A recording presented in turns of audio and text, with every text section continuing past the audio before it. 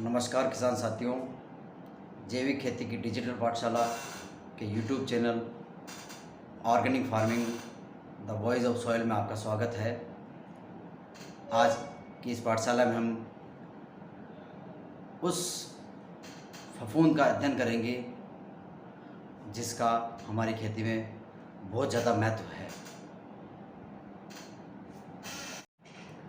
जी हाँ दोस्तों, मैं उस बायो पेस्टिसाइड यानी कि बायोफंजीसाइड की बात कर रहा हूँ जिसका इस्तेमाल जितने भी बायो पेस्टिसाइड काम में आते हैं उनमें से उनके टोटल उत्पाद का 60% अकेले इस बायोफंजीसाइड का इस्तेमाल किया जाता है। ये एक मैजिकल बायोफंजीसाइड्स है। तो आज हम दोस्तों इसके बारे में विस्तृत जानकारी प्राप्त करेंगे इस वीडियो में कि ये कैसे काम करता है, इसको क्यों काम में लिया जाना चाहिए, इसका मल्टीप्लिकेशन कैसे किया जाए और इसका इस्तेमाल करते समय क्या क्या सावधानियां रखनी हैं और इसको किस तरीके से स्टोरेज करके रखना है। साथियों, organic farming the voice of soil प्रस्तुत करता है ट्राइकोडर्मा का महत्व और उसका उपयोग के बारे में जानकारी। इससे पहले कि साथियों हम आगे बढ़ें, मेरा आपसे विशेष निवेदन है कि हमारे इस चैनल को सब्सक्राइब करें। जो भी नए साथी इस चैनल पे और ज़्यादा से ज़्यादा इसको शेयर और लाइक करें।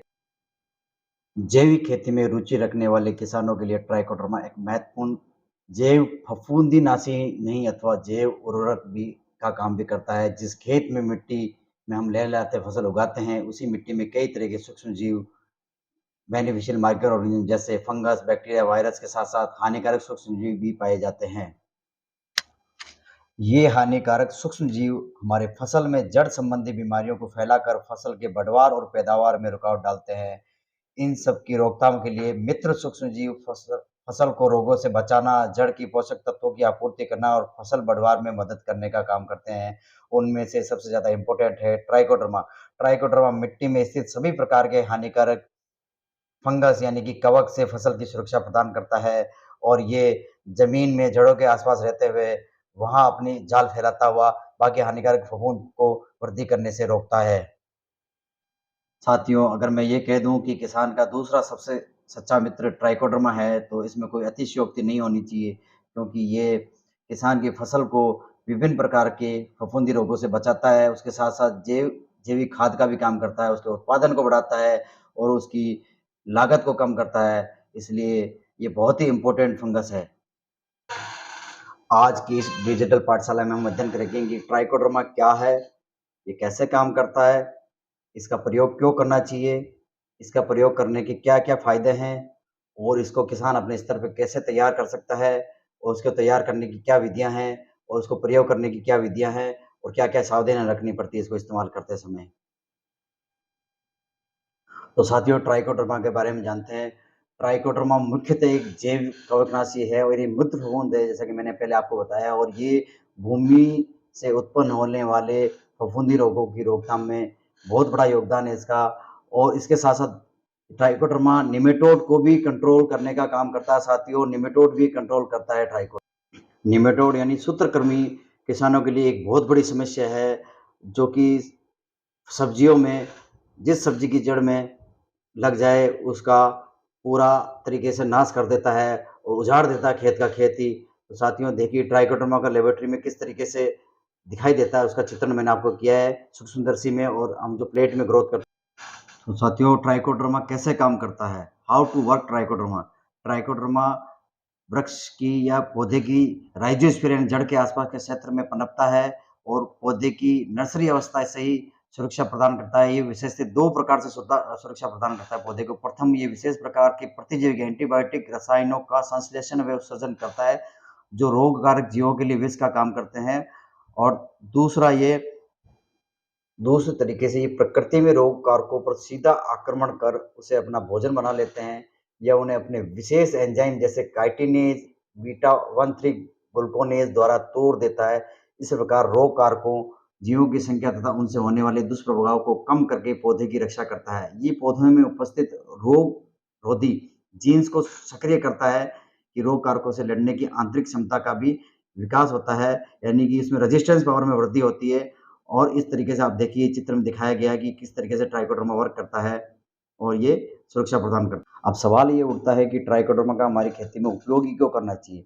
हम दोस्तों, हमारी फसलों में कुछ ऐसी बीमारियों का प्रकोप होता है जिसका उपचार रासायनिक दवाइयों से हो ही नहीं सकता है। जैसे कि बहुत से रोगकारी fungus Fusarium, Pythium, Phytophthora, Rhizoctonia, Sclerotium Sclerotinia इत्यादि मिट्टी जनित रोगकारी फफूंद लगने के बाद इनका उपचार बड़ा मुश्किल से होता है, क्योंकि बार-बार रासायनिक दवाओं दवाओं के प्रयोग से इन रोगकारी फंगस में रोग प्रतिरोधी क्षमता उत्पन्न हो जाती है और इन पे कोई भी केमिकल फंगिसाइड काम नहीं करता है, केवल किसान का खर्च ही बढ़ता है। तो दोस्तों, जानते हैं कि ट्राइकोडर्मा कौन-कौन सी बीमारियों की अ, रोकथाम के लिए काम। किसान साथियों, आपने देखा होगा कि आपकी फसल में एक झुलसा रोग हो जाता है, उसको राइज़ोम रोट बोलते हैं, जो कि जड़ों में होता है, जैसे अदरक की जड़ों में, हल्दी की जड़ों में और प्याज का इस तरीके से झुलस जाना। ये झुलसा रोग बहुत ही खतरनाक होता है, पूरे फल को नष्ट कर देता है। उसके बाद अगला रोग होता है रूट रोट और स्टेम रोट यानी जड़ व तना गलन। जड़ व तना गलन रोग जैसे मूँगफली में, व्हीट में, चिली में, इसकी रोकथाम के लिए भी ट्राइकोडर्मा का इस्तेमाल किया जाता है। उसके बाद आता है मलानी या उखेड़ा रोग।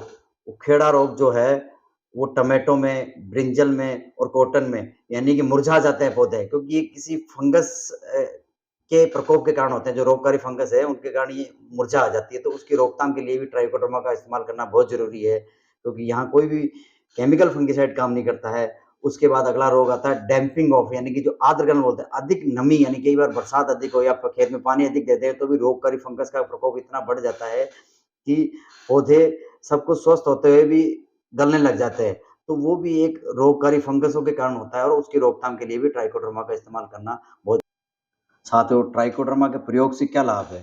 वैसे तो ट्राइकोडर्मा के प्रयोग के बहुत ज़्यादा लाभ है, लेकिन मैं यहाँ पे कुछ बिंदुओं पे चर्चा ज़रूर करूँगा, जिस पे आपका ध्यान आकर्षित करना चाहूँगा। दोस्तों, ट्राइकोडर्मा के प्रयोग करने से जीवों में जो रोगकारी जीवाणु है उसकी वृद्धि को रोकता है, उन्हें मारकर पौधों को रोग से मुक्त करता है ट्राइकोडर्मा और पौधे में रोग-रोधी क्षमता को बढ़ावा देता है और रासायनिक दवाओं विशेषकर क फंगिसाइड्स पर निर्भरता को कम करता है किसानों के लिए। ये पौधों में रोग कारकों के विरुद्ध तंत्रगत अधिग्रहित प्रतिरोधी क्षमता यानी सिस्टमिक एक्वायर्ड रेजिस्टेंस की क्रियाविधि को सक्रिय करता है। ये मृदा में कार्बनिक पदार्थों के अपघटन की दर को बढ़ाता है यानी कि जैव उर्वरक का काम भी करता है। ये एंटीऑक्सीडेंट का काम भी करता है। जैसे टमाटर के पौधों में देखा गया है कि मिट्टी में ट्राइकोडर्मा डाला गया, उन पौधों के फलों की पोषक तत्वों की गुणवत्ता और खनिज तत्व और एंटीऑक्सीडेंट गतिविधि अधिक पाई गई। इसके अलावा ट्राइकोडर्मा पौधों की वृद्धि को बढ़ाता है, यानी कि ये फॉस्फेट और अन्य सूक्ष्म पोषक तत्वों को घुलनशील बनाता है और पौधे को जड़ों को उपलब्ध कराता है, यानी कि जो माइक्रोन्यूट्रिएंट और मैक्रोन्यूट्रिएंट है उनको भी पौधे तक पहुँचाने के लिए लाभदायक है ट्राइकोडर्मा। इसके अलावा महत्वपूर्ण बिंदु है ट्राइकोडर्मा बायो रेमेडिएशन का काम भी करता है, यानी कि ये हर्बिसाइड्स और इंसेक्टिसाइड के इफेक्ट को जमीन में कम करता है। ट्राइकोडर्मा में विविध प्रकार के कीटनाशक जैसे ऑर्गेनोक्लोरीन, ऑर्गेनोफॉस्फेट एवं कार्बोनेट समूह के कीटनाशकों को नष्ट करने की क्षमता भी होती है, यानी कि ये एक बायो बायो रेमेडिएशन कारक भी है ट्राइकोडर्मा। ट्राइकोडर्मा से बीज उपचार करने से बीज का अंकुरण भी बढ़ता है और आपको पता ही है कि बहुत सारी बीमारियों से बचाव भी करता है ट्राइकोडर्मा। इसके बाद बात करते हैं साथियों कि ट्राइकोडर्मा को किसान अपने स्तर पे कैसे तैयार कर सकता है। किसान ट्राइकोडर्मा को अपने स्तर पे तैयार करने के लिए 2 विधि अपना सकता है। पहली विधि है तरल विधि और दूसरी विधि है कंपोस्ट खाद के द्वारा ट्राइकोडर्मा को तैयार किया जा सकता है। तो दोस्तों, मैं आपको एक-एक करके दोनों विधियों के बारे में विस्तृत जानकारी देता हूँ। इसमें बात करते हैं तरल विधि से। मार्केट में इस तरीके से डब्बे में पैकिंग में आपको मिल जाएगा, जो 1 किलो की पैकिंग में आता है उत्पाद। और ये जैसे मैं आपको बता रहा हूँ, ये ट्राइकोडर्मा हर्जेनियम इसका टेक्निकल नाम है और दूसरा है ट्राइकोडर्मा विरिडी। मेरे पास 2 उत्पाद उपलब्ध है। मैं आगे आपको इसको बताऊंगा कि इसको तरल विधि से किस तरीके से मल्टीप्लाई करते हैं और उसके बाद बताऊंगा कि इसको कंपोस्ट खाद में किस तरीके से मल्टीप्लाई कर सकता है किसान अपने एंड पे। तो ध्यान से देखिए साथियों, ट्राइकोडर्मा को मल्टीप्लिकेशन करने के लिए हमें बाज़ार से या गवर्नमेंट सोसाइटी से उपलब्ध उत्पाद को खरीदना होता है, जो कि सब्सिडी में उपलब्ध होता है, या दुकान पे भी प्राइवेट रिटेलर के पास भी उपलब्ध होता है। मेरे पास ये 2 उत्पाद उपलब्ध है। ये दोनों ही ट्राइकोडर्मा के उत्पाद है। ये 2 पॉपुलर उत्पाद जो मार्केट में चल रहे हैं, एक ट्राइकोडर्मा हर्जेनियम के नाम से है, एक ट्राइकोडर्मा विरिडी के नाम से है। तरल विधि से ट्राइकोडर्मा को मल्टीप्लाई करने के लिए हमें किसान साथियों 200 लीटर के ड्रम की आवश्यकता पड़ती है। उस 200 लीटर के ड्रम में 180 से 90 लीटर पानी भर के उसमें 2 से 3 किलोग्राम गुड़ को मिला देना है और ये जब गुड़ घुल जाए अच्छी तरह, तो उस मिश्रण में बाज़ार से उपलब्ध जो ट्राइकोडर्मा उत्पाद है, वो 1 किलोग्राम या 1 लीटर, अगर लिक्विड में उपलब्ध है तो 1 लीटर भी ला सकते हैं, अथवा 1 किलोग्राम का पैकेट लेके उसको उस ड्रम में अच्छी तरह मिक्स कर देना है। 1 सप्ताह बाद मिश्रण का रंग मटमैला होने लगता है। मिश्रण के ऊपर हमेशा छोटे-छोटे बुलबुले बनने लगते हैं। ओरिजिनल ट्राइकोडर्मा कल्चर की ये पहचान है और धीरे-धीरे ये इसको बीच में हिलाना है 1-2 बार लकड़ी के डंडे से।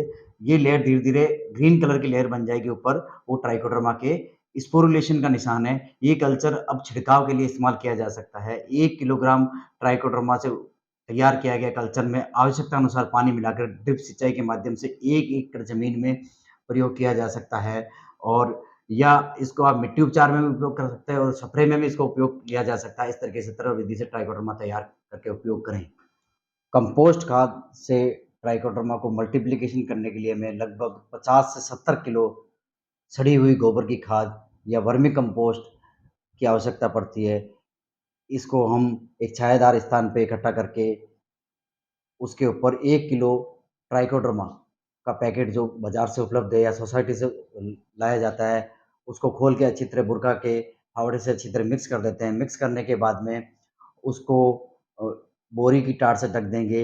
ऐसा करने के बाद हमें उसको पर्याप्त नमी बनाए रखने के लिए उसमें पानी का छिड़काव करते रहना है और समय डेली उसको एक बार ऑब्ज़र्व करना है और ताकि इसमें पानी की कमी ना हो और वृक्ष के छायादार स्थान पे ये सारा काम होना है। तो दोस्तों आप देखोगे कि 1 से 2 दिन बाद उसमें इस तरीके से ग्रोथ आ जाएगी, जो हरे कलर की फफूंद दिखने लगेगी, वो ट्राइकोडर्मा की अच्छी ग्रोथ मानी जाती है और वो मल्टीप्लाई होने लग गया आपका ट्राइकोडर्मा और इस तरीके से तैयार किया गया जो ट्राइकोडर्मा अ, दवा है या ट्राइकोडर्मा खाद है, वो 1 एकड़ ज़मीन में मिट्टी उपचार के लिए काम में लिया जा सकता है और उसको अच्छी तरह से बुरका के उसमें जुताई से पहले उसको बुरकाएँ और उसके बाद उसमें हल चलाते हुए हल चलाने के बाद इसमें पानी की नमी बनी रहे। दोस्तों ध्यान रहे कि ये जीवाणु हैं, इन जीवाणुओं को जीवित रहने के लिए नमी की आवश्यकता होती है और कार्बन की आवश्यकता होती है, दोनों खेत में बना पोस्ट में जब ग्रोथ हो जाए तो इस तरीके से हरे कलर की फफूंद दिखाई देने लगती है। ट्राइकोडर्मा को किसान अपने स्तर पे तैयार करने के बाद उसका प्रयोग कैसे करे, ये जानना बहुत ज़रूरी है। इसका उपयोग करने के अलग-अलग तरीके हैं, जैसे मृदा उपचार, बीज उपचार, पौध उपचार, टपक सिंचाई, खड़ी फसल और फोलियर स्प्रे द्वारा इसका इस्तेमाल किया जाता है। सबसे पहले आता है बीज उपचार। बीज उपचार के लिए 1 किलो बीज को उपचारित करने के लिए जो बाज़ार में जो पैकेट उपलब्ध है, उसमें से 5 से 10 ग्राम पाउडर लेके 1 किलो बीज को अच्छी तरह उपचारित करके किसी पन्नी में या प्लास्टिक की थैली पे उसको छायादार स्थान पे सुखा दें। सुखाने के आधे घंटे बाद उसको बुआई करें। उसके बाद आता है मृदा उपचार। मृदा उपचार करने के लिए जो ट्राइकोडर्मा कंपोस्ट खाद में तैयार किया है किसान ने, उसको 1 एकड़ ज़मीन में बुरकाव कर दें और उसके बाद उसकी जुताई कर दें। जुताई करने के बाद में उसकी नमी बनाई करने के लिए सिंचाई करना ज़रूरी है। उसके बाद आता है पौध उपचार। पौध यानी कि सीडलिंग। सीडलिंग उपचार करने के लिए जो जैसे मिर्ची है, टमाटर है, जो भी हम पौध से फसल तैयार करते हैं, उन पौधों की जड़ों को एक बर्तन में पानी डाल के उसमें कम से कम 100 ग्राम ट्राइकोडर्मा मिक्सचर डाल के अच्छी तरह घोल लें और उस जड़ों को उसको डुबो के 5 से 7 मिनट तक डुबोने के बाद छायादार स्थान में सुखाएँ। सुखाने के आधे घंटे बाद में उनको रोपित कर दें। ध्यान रखें कि उपचारित जड़ों को अगले दिन रोपित ना करें, अन्यथा वो सड़न हो जाएगी उसमें और वो खराब हो जाएगी आपकी पौध। उसके बाद आता है टपक सिंचाई। टपक सिंचाई में देने के लिए ट्राइकोडर्मा का घोल तैयार किया जाता है। टपक सिंचाई में इस्तेमाल करने के लिए जो घोल या तरल विधि से जो ट्राइकोडर्मा तैयार किया गया है, उसको वेंचुरी में चलाया जाता है और टपक सिंचाई के द्वारा पौधों की जड़ों तक पहुँचाया जाता है ताकि राइज़ोस्पर्म में पहुँच के ट्राइकोडर्मा नामक फफूंद अपनी ग्रोथ और अपनी कॉलोनी को इतना बढ़ावा दे देती है कि उसके बाद कोई भी अन्य रोगकारी फफूंद वहाँ पे ग्रोथ नहीं कर पाती है और इस तरीके से टपक सिंचाई में भी इसका इस्तेमाल है और उसके बाद इसका इस्तेमाल होता है खड़ी फसल में फोलियर स्प्रे कर सकते हैं। फोलियर स्प्रे करने के लिए 500 लीटर के ड्रम में उस घोल को मिक्स करके स्प्रे करें। हम बात करते हैं कि ट्राइकोडर्मा को उपयोग में लेते हैं, इसमें क्या-क्या सावधानी रखने की ज़रूरत होती है क्योंकि ये एक जैविक जीवाणु है इसलिए इसके साथ काफ़ी सावधानीपूर्वक ट्रीट किया जाता है। सबसे पहले आता है कि ट्राइकोडर्मा जो फ़ॉर्मूलेशन है वो किसी उचित या प्रमाणित सर्टिफ़ाइड संस्था से या अच्छी कंपनी से ही खरीदें, अन्यथा प्रोडक्ट गलत भी आ सकता है क्योंकि ये जीवित जीवाणु है उसके बाद ये इसकी जो है जीवन काल 6 महीने का ही होना चाहिए, 6 महीने से पुराना ये ट्राइकोडर्मा नहीं होना चाहिए, क्योंकि 6 महीने तक इसकी लाइफ अच्छी बनी रहती है, उसके बाद इसकी जीवाणुओं की संख्या घटने लग जाती है। बीज उपचार, पौध उपचार का कार्य छायादार स्थान में होनी चाहिए और शुष्क स्थान पर ही होना चाहिए। ट्राइकोडर्मा के साथ-साथ अन्य कवकनाशी रसायनों यानी कि केमिकल फंजीसाइड का इस्तेमाल ना करें और ट्राइकोडर्मा के प्रयोग के 4-5 दिनों पश्चात रासायनिक कवकनाशी का प्रयोग भी नहीं करना चाहिए। सूखी मिट्टी में ट्राइकोडर्मा का प्रयोग कभी नहीं करना चाहिए, क्योंकि नमी बनी रहना आवश्यक है, अन्यथा ये जीवाणु मर जाते हैं। इनको बचे रहने के लिए एक अनिवार्य पहलू है कि नमी बनाए रखो। और ट्राइकोडर्मा उपचारित बीज को सूर्य की सीधी धूप में कभी नहीं डालना चाहिए। कार्बनिक खाद मिलाने के बाद इसकी लंबी अवधि रहती है। ट्राइकोडर्मा के लिए कार्बनिक खाद जरूरी है।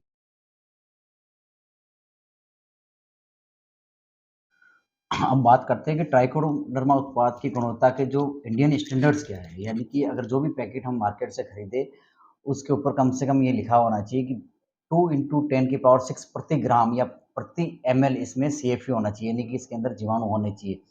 और ये लक्ष्य सूक्ष्मजीव पर विरोधी मारक क्षमता वाला प्रोडक्ट होना चाहिए। उत्पाद में नमी की मात्रा अधिकतम 8% व pH 7 होनी चाहिए इस उत्पाद की। ट्राइकोडर्मा में न्यूनतम संख्या 2 गुना 10 की घात 4 इंटू 10 टू द पावर 4 प्रति ग्राम या प्रति ml होनी।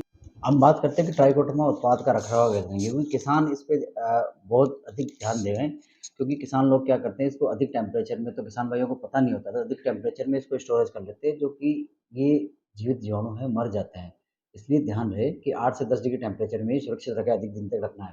तो साथियों, मैंने आपको ये संपूर्ण जानकारी दी ट्राइकोडर्मा के बारे में कि ट्राइकोडर्मा क्या है, क्यों इस्तेमाल करना चाहिए, क्या रखरखाव रखनी चाहिए, क्या सावधानी रखनी चाहिए, कैसे मल्टीप्लाई करें और क्यों ज़रूरी है ट्राइकोडर्मा इस्तेमाल करना। तो अगर मेरी ये जानकारी आपको अच्छी लगी और आपके लिए अगर फ़ायदेमंद रही हो और इसमें से आपको कोई संशय हो, मुझे कुछ पूछना हो, तो प्लीज़ मुझे कमेंट बॉक्स में ज़रूर कमेंट करें, अन्यथा मुझे व्हाट्सअप करें। मेरे व्हाट्सअप नंबर आगे मैं आपको दे रहा हूँ, आप मुझसे कॉल करके भी पूछ सकते हैं कि ये उत्पाद कहाँ कैसे मिलेगा, इसकी मैं आपको जानकारी दे सकता हूँ। मैं आपकी यथासंभव हेल्प भी करूँगा। तो किसान साथियों, मैं आपके लिए सदैव तैयार हूँ। तो धन्यवाद इस पे ध्यान देने के लिए, और अधिक से अधिक लोगों तक इसको शेयर करें, और जिसने अभी भी सब्सक्राइब नहीं किया है इस चैनल को सब्सक्राइब करें। धन्यवाद।